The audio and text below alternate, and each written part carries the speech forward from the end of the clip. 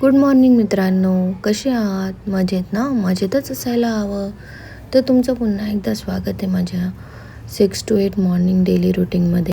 तर इथे माझं चपातीचं पीठ मळून झालेलं आहे. मी नेहमी चपातीचं पीठ हे 10 मिनटं बाजूला ठेवून घेते, कारण माझी मम्मी मला नेहमी सांगायची की चपातीचं पीठ हे आधी मळून ते 10 मिनटं बाजूला ठेवलं की ते छान असं फुलतं आणि आपल्या चपाती खूप छान अशी मऊ मऊ होते. तर मी नेहमी हीच ट्रिक फॉलो करते. तर आता इकडे भाजीची तयारी करायला घेतलेली आहे मी. कांदा, टोमॅटो प्लस लसूण आणि कढीपत्ता कापून घेतलेला आहे.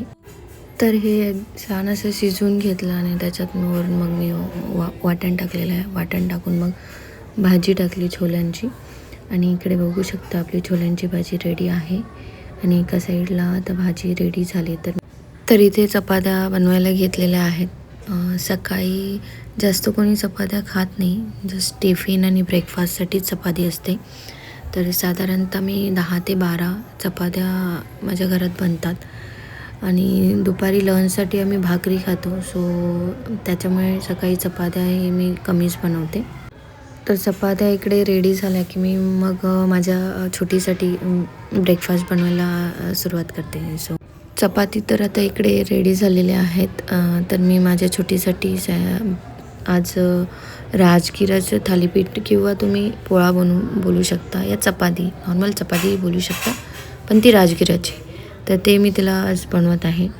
मलाही खूप छान वाटतं तिच्यासाठी असं नवीन नवीन रोज काहीतरी बनवायला आणि तिला खाऊ घालायला, आणि तीही खाते.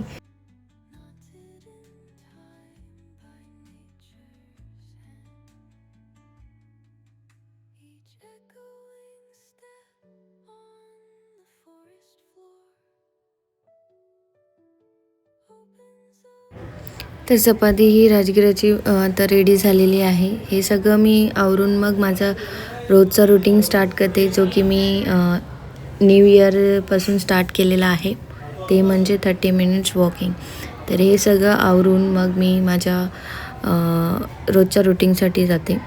तर तुम्हाला माझा व्लॉग आवडला असेल तर नक्की लाईक अँड सबस्क्राईब करा. आणि भेटूया पुढच्या नेक्स्ट व्लॉगमध्ये काहीतरी न्यू कंटेंट अँड नवीन असं काहीतरी घेऊन. बाय.